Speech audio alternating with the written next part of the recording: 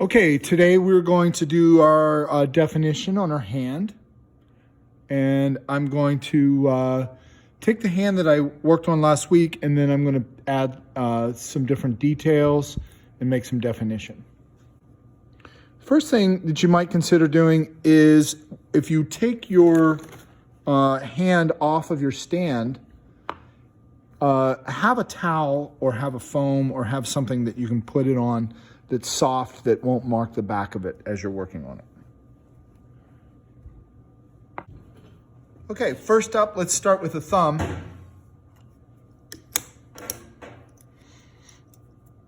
So I made a fingernail last week, and I'm going to just define it. Once the clay has hardened up a little bit, this is called leather hard. When the clay is leather hard, it allows you to get more specific details, and it's a little stiffer, so sometimes it warps a little bit, so you need to adjust things.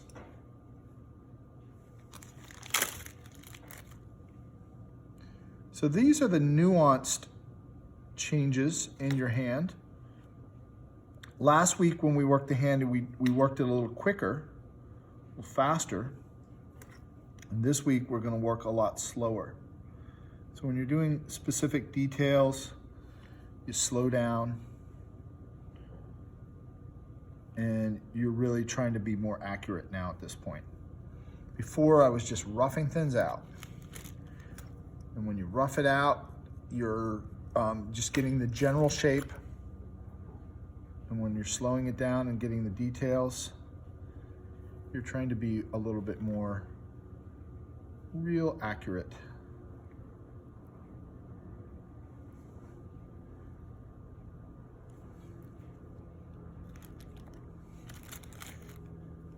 So I'm starting by adding some clay for the knuckles. So you have two knuckles in your thumb. You've got one here, and you've got one here. These are where the bones connect. You can feel the bones. There's one there, there's one there, there's one there. And I recommend you feel the bones. You look at the bones. You make adjustments based on what you actually see. Okay. All right, the next thing is I am holding my hand off to the side, and I want to get the curve on that thumb correct. So if I look at it, it looks like I need a little bit more clay on the end here. It's a lot of small mounds of clay that are going to be attached and adjusted this week.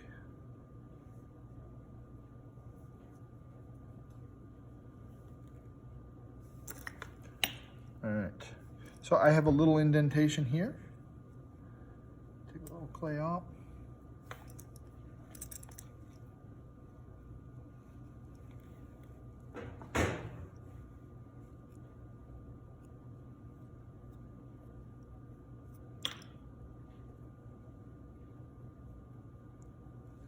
So I think what I'll do, just to make the viewing a little bit more enjoyable, I'm going to put this on time lapse.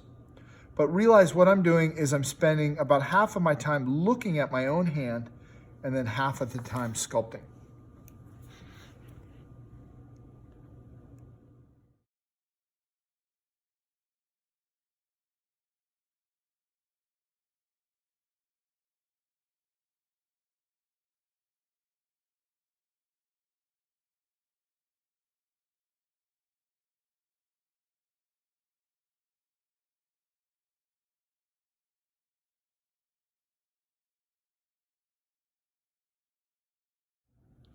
Okay, so this is week 2, starting to add some definition to not every single mark on my hand, but starting to get some of the curves, some of the muscles that are added in.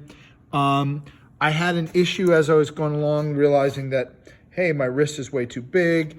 I also had a huge issue here on the back of my hand, where I realized that the back of my hand was way too big. So, don't be afraid to make that leap. I ended up cutting off quite a bit off of this side and down here to trim it up and to make it look more realistic. So that's another hour in, and I've got at least another hour or two to get all the details and stuff that I want. But starting to define it a little bit more. The clay is starting to get stiff. I'm really starting to show sort of the straightness of the bones, which you want to start to do. Start to define the knuckles.